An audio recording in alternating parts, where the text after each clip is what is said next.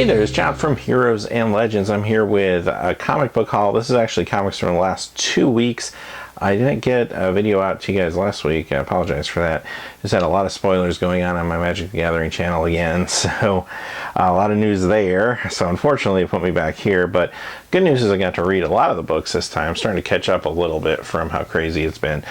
So let's get started with a couple Valiant books. This first one's X-O Manowar presents Commander Trill number 0, and it's a good jumping on point if you want to get into Valiant or get into X-O Manowar, but even the Valiant universe is a good point to start with this 0 issue, and then kind of from there go into maybe X-O Manowar or Unity, but pretty good issue there. We also have Unity number 25. This is a supersized issue, and it has a number of different writers and artists from a lot of different Valiant books, which is pretty cool. So again, if you want to dip your toe into Valiant, and I don't know if this was on purpose or not, but here's another book that's kind of good to get a idea of a broad range of characters, writers, artists that the publisher has to offer. So I would recommend checking this out. If you haven't read Valiant, I'd pick up those 2 books and see if you like it. One more Valiant book to look at, and this is a Ninjak. This is number 10, but it's part 1 of a new storyline, Operation Deadside. So again, another good jumping on spot. So over the last couple weeks they put out 3 books that are pretty good places to start out if you are into learning more about Valiant. Alright, got a Dark Horse Dynamite collaboration here. This is Aliens Vampirella number 4. I still haven't got around to reading this. I think I mentioned in a previous video, I've never read a Vampirella book before. It just never was very interesting to me. I just thought it was very cheesecakey. But I do like Aliens a lot, and I was just intrigued when I saw this. I was like, maybe I'll check it out. But yeah, I'll let you know once I get around to it how it actually is. It's a 6-part miniseries, so there's 2 more parts coming. We got a Marvel book here. This is all new X-Men number 1. I'll be honest, this one kind of got sent to me in my order because I used to read the Bendis all new X-Men. I really don't have space, I don't think, right now for this one. I kind of canceled it already. I haven't read it. I do like Mark Bagley's artwork quite a bit. It's very unique, a little stylized, but very old school art. Did an awesome job at Ultimate Spider-Man. So I don't know, I might still read it, and if I'm intrigued by it, I could pick it up, but I just don't know if I have room for it, quite honestly. And the other X-Men book, which we'll talk about a little bit later, is just so good right now. Alright, so we have Batman and Robin Eternal number 9, and I've said this last few weeks, that some really great covers on these, and I think they're all by the same artist. I'm trying to read the signature. It looks like it's Passalegua, so probably not saying that right. Passalegua, maybe? Passalegua, the last name there on the bottom. So, awesome covers. Unfortunately, I hadn't had a chance to catch up on this series either. It's very hard being a weekly series, but shoot, I don't feel bad picking these up, even just for the cover art, because they are really good. Here's number 10 that came out this week. Really like what they're doing with the covers. Hopefully the story is just as good, so I will catch up and let you guys know at some point here. Detective Comics number 47. This is part 3 to Robin War, which is a crossover. I'm usually not a big fan when they kind of cross over into books that I'm reading with stuff that I'm not going to be reading. I haven't been reading like the Robin books and stuff, and I'm not going to. This isn't going to entice me to do so. So there you have it. Also, Tomasi has been writing Detective Comics. This one's by Fox, who's not really one of my favorite writers, but I'm assuming he's probably carrying on some of the Robin stuff. So I'm hoping that Tomasi comes back next issue or whenever this is done. So we'll see, but there's that. Alright, Star Wars. So I still haven't seen the movie. It just came out, I know, but I'm probably going to wait a little bit for the crowd to go down a little bit and the fever pitch to go down. But I've enjoyed the comic book. I enjoyed the Star Wars movies. I wasn't probably huge like Star Wars like super fan or anything, but I always watched the movies when I was a kid. As I grew up, watched the prequels when they came out and everything.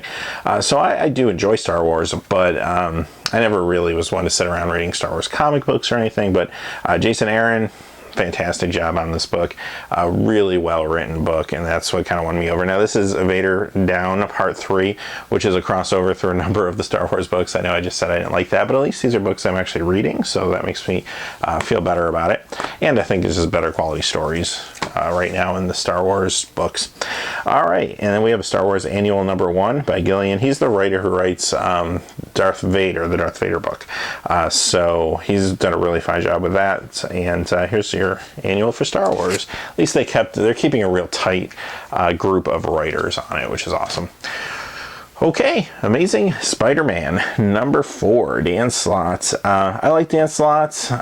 He's been doing Spider-Man for a while now, and I mean, his voice is a little unique. I wouldn't be like horribly sad if another writer at some point took over, just because it's kind of reaching that point where you kind of want to see someone else's take on Spider-Man. But he's done a real fine job, and this, of course, is the 4th issue since the reboot. All right, we got Grant Morrison, 18 Days, #6. I mentioned this before in my videos. Grant Morrison, hit or miss. I love so much of the stuff he does. Some of the other stuff, you're like, wow, what is going on here? This is one that I love. He's done a really good job with this. This is just a very unique story, and just doesn't really go to crazy town like a lot of his stuff does. It's just kind of a run-of-the-mill sort of normal thing, which is not a bad thing when it comes from Grant Morrison, because you're used to things coming at you from left field. All right, and here's Batman #47, Scott Snyder, Greg Capullo. I say it every month. I mean, the two of them knock it out of the park every month with this book. Awesome book. Not real excited about the current status quo of the Batman universe. And right now, Commissioner Gordon's Batman. Bruce Wayne is slowly getting more involved in the story, so at least at the end of this issue, it looks like maybe he's starting to think about becoming Batman again. I don't know. I'm sure it'll be another 10-12 issues before that happens, but maybe for the 50th issue, who knows. Well, anyway, I just don't really like where they're at right now with this story, sadly. For what they have to write and draw, the Snyder and Capullo do an amazing job. It's just kind of in this real awkward spot right now. Although I did enjoy the end of this issue, and it does make me look forward to the next issue without giving anything away. All right, Guardians of the Galaxy #3, Brian Michael Bendis.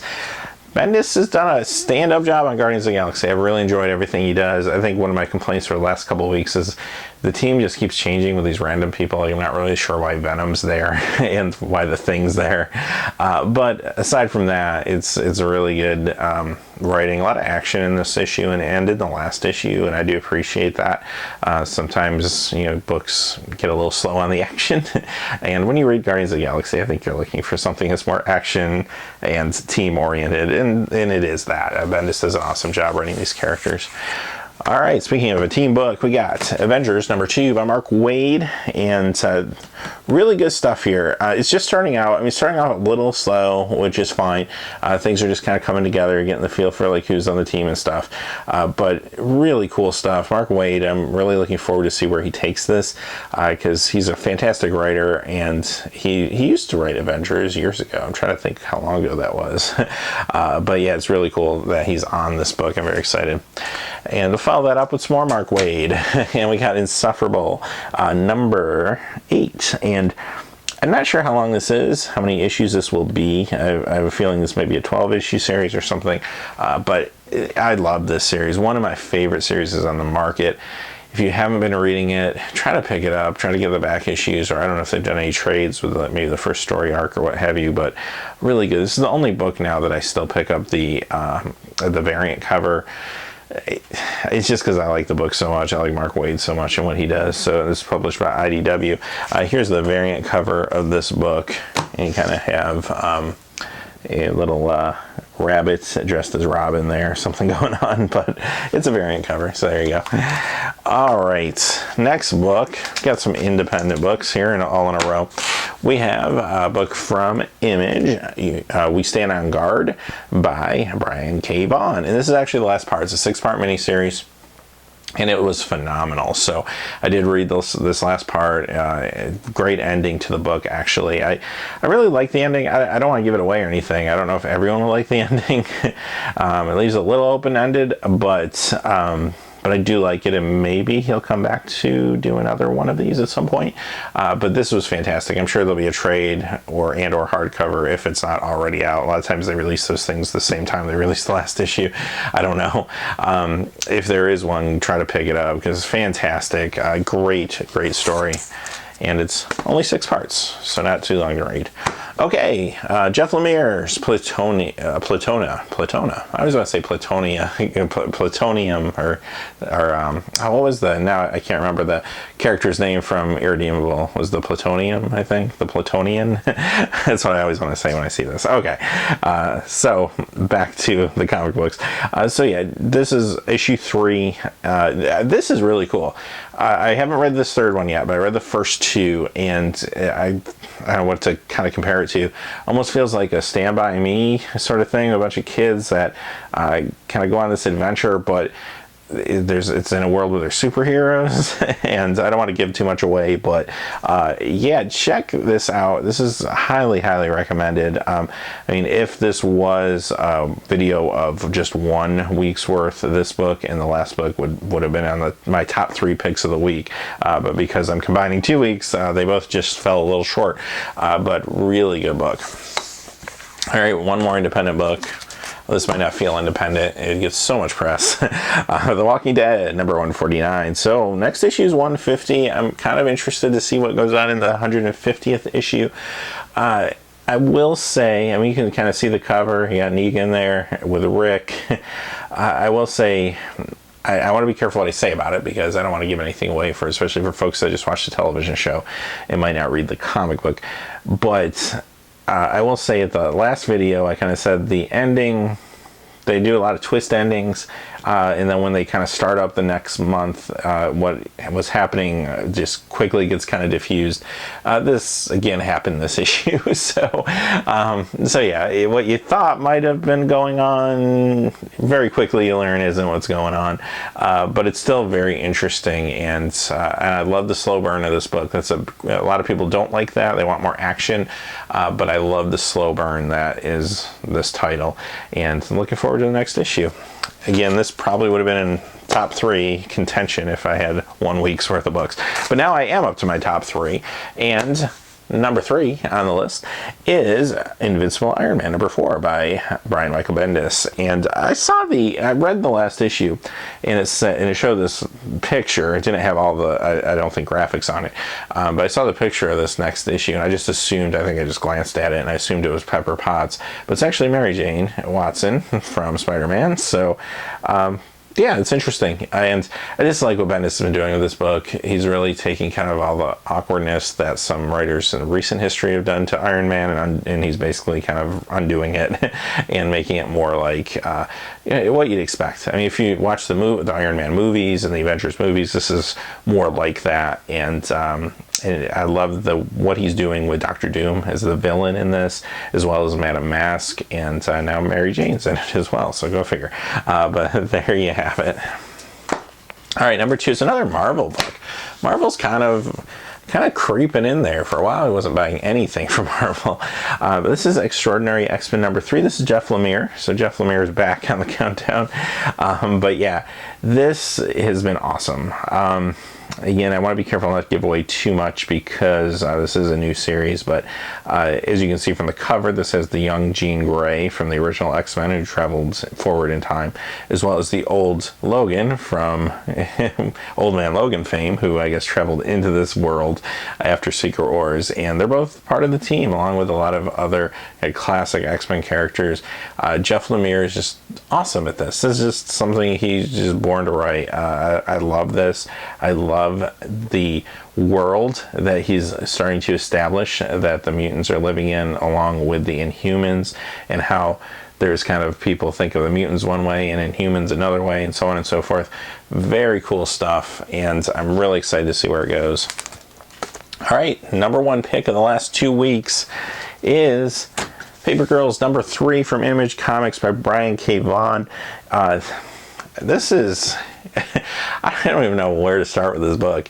If you're not reading this, you got to read this. That's in Saga, another Brian K. Vaughan book. Have I been kind of at a loss for words as to how to explain it to someone, but at the same time, it's like, wow, this is one of the best things I've ever read. This is some crazy stuff going on in this book. Like, it seems very subtle and unassuming. Like, you think it's a story about these like kids delivering papers, but all of a sudden there's just time travel and aliens and war and kids getting shot accidentally and you know, just crazy stuff going on in this book. And it's really well written, and it keeps you guessing, and it has this 80s vibe. It all takes place in the 80s, so there's a lot of callbacks to 80s pop culture, and it's a fun book. And I just don't know how to describe it. But read this, because this is good. Yeah, it's just incredible. So anyway, that's the haul for the week. And hey, as always, thanks for watching. I'm going to try to be back. Hopefully, if I don't get a lot of traffic and news for the Magic the Gathering channel, I'll be back with next week's haul sooner, with any luck. That's my plan anyway. So thanks a lot. As always, please remember to like and subscribe, and have a good day.